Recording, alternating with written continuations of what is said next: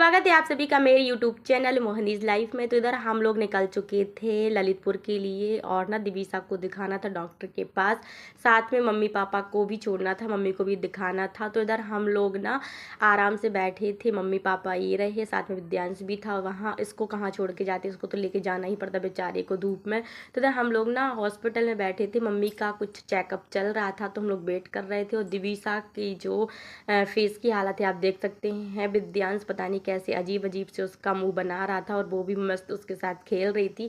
फिर मैंने कहा अगर आपके साथ कोई ऐसा करे तो बोल रहा देखो मैं भी करता हूँ, लाओ मम्मा मैं आपके साथ भी करता हूँ। तो ये ना मेरे साथ भी करने ही वाला था, तभी ना इसको पापा ने डांट दिया, बोल रहा था कितना शैतान करते हो विद्यांश, तुम उसको परेशान करते रहते हो। तो विद्यांश को नाना जैसे ही डांटा तो विद्यांश कह रहा था नाना आप मुझे बिल्कुल भी प्यार नहीं करते, आप जब से दिवीसा हुई तो ये नाना बोल रहे थे ऐसा नहीं है तुम उसको परेशान करते। तो लेकिन ये दोनों ना आराम से खेलते रहते, दिवीसा को भी मज़ा आता है विद्यांश के साथ ऐसा करता है जब वो तो इधर हम लोग आराम से बैठकर मम्मी का वेट कर रहे थे और ना मम्मी के साथ अंदर डॉक्टर के पास गए थे विद्यांश के पापा।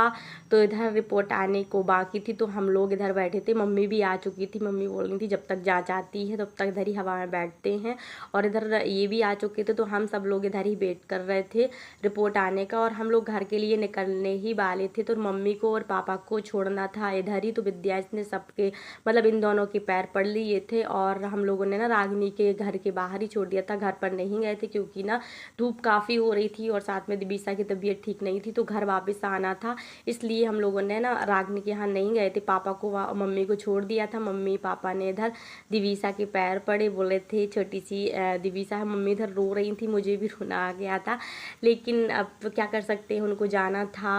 इधर हम लोग गाड़ी रोक के थोड़ा सा जूस पिया क्योंकि ना बहुत ज़्यादा गर्मी थी, मुझे तो चक्कर से आने लगे थे। तो ये बोले कि तुम जूस पी लो, मुझे सर्दी भी हो रही थी लेकिन फिर भी मैंने बिना बर्फ़ डाले ही गन्ना का जूस पी लिया था थोड़ा सा।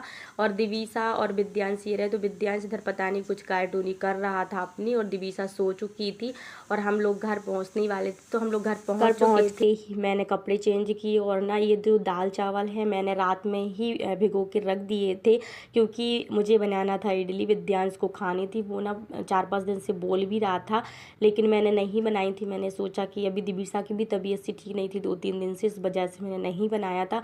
तो ना सुबह में मैंने ना जल्दी में दाल चावल रोटी सब्जी ही बना ली थी क्योंकि हम लोगों को अचानक से मतलब ऐसा लगा कि जाना चाहिए। दिवीसा की तबीयत बिल्कुल भी ठीक नहीं थी, उसको ना फीवर बार बार आता ही जा रहा था। तो ये बोले काम करते हैं, दवा भी दे ली अपन ने लेकिन वो ठीक नहीं हुई, तो चलते हैं ललितपुर दिखा के आते हैं। वैसे भी मम्मी को जाना ही था, मतलब मम्मी पापा को जाना था छोड़ने के लिए क्योंकि ना मम्मी की तबीयत भी ठीक नहीं थी तो उनको भी डॉक्टर के पास दिखाना था। 3 दिन बाद फिर से डॉक्टर ने बुलाया था तो उनको लेके जाना ही था और आज मम्मी खजुराहो निकल भी जाएंगी। तो एक काम करते हैं, तुम्हें भी ले चलते हैं, साथ में दिवीसा को भी दिखा देंगे। तो हम लोग ना अचानक से निकल गए थे, तो जो इडली थी वो सुबह में ना बन के अब बना रही थी मैं इधर। तो एक तरफ तो मैंने इधर चाय चढ़ा कर रखी थी और एक तरफ विद्यांश के लिए इडली बना रही थी। और मेरी भी हिम्मत बिल्कुल भी नहीं थी क्योंकि ना मुझे भी सर्दी खांसी वगैरह होने लगी थी, बहुत ज़्यादा सर में दर्द भी था और बुखार भी था, तो इस वजह से मेरी भी हिम्मत नहीं थी। लेकिन दाल चावल डले थे फिर वो ख़राब हो जाते, गर्मी भी काफ़ी पड़ रही, वैसे मैं फ्रिज में रख के चली गई थी। तो इधर लग चुकी थी हमारी इडली और साथ में ना मैं इनसे बातें कर रही थी, घर खाली हो चुका था तो ये बोल रहे थे अच्छा नहीं लग रहा है। तो इधर हम लोगों की बहुत सारी मतलब ऐसी बातें हुई थी कि मम्मी पापा चले गए थे उस बेस पर।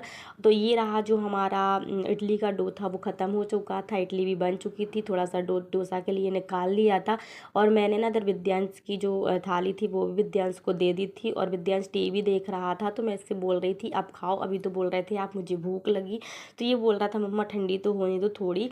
उसके बाद ना इधर रात हो चुकी थी तो विद्यांश कर रहा था अपने चाचू से बात और दिवीसा देख रही थी।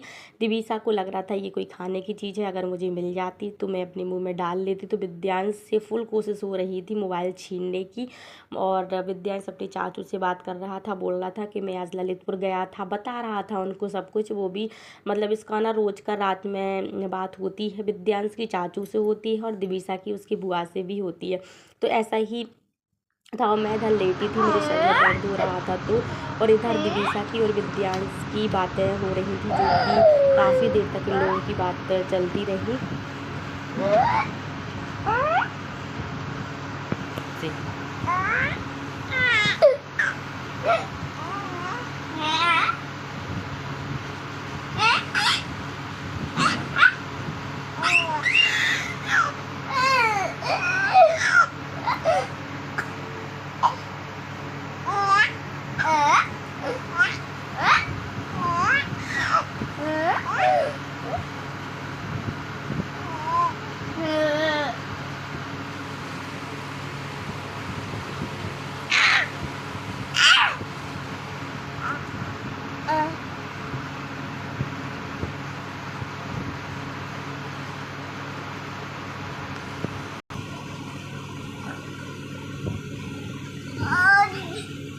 और क्या ओए बच्चा क्या मुझे खड़ी हो गई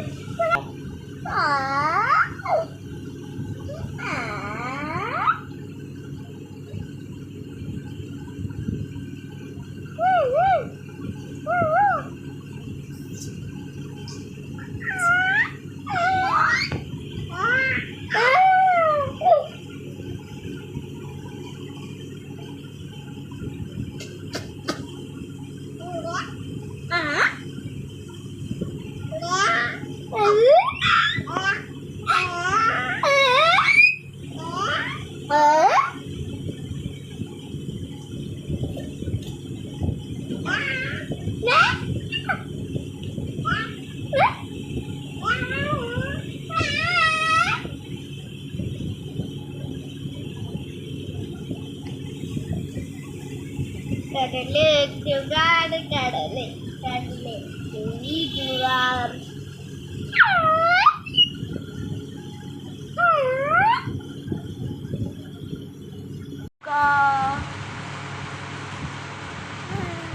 देखो मेरा दांत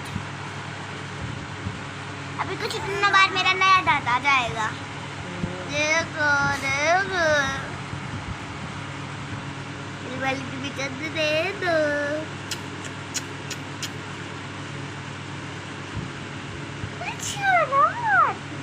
किसको शर्म आती है? क्यों आती है आपको?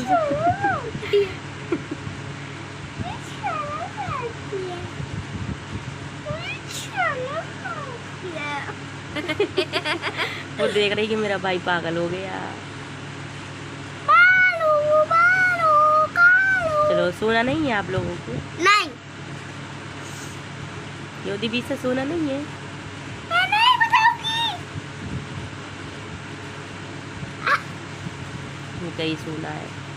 नहीं सोऊंगी। अब वो सो जाएगी। नहीं सोऊंगी। सो जाएगी। नहीं सोऊंगी। मुझे नींद आ रही है, मेरा बहुत तेज कर ले जुगाड़ कर ले।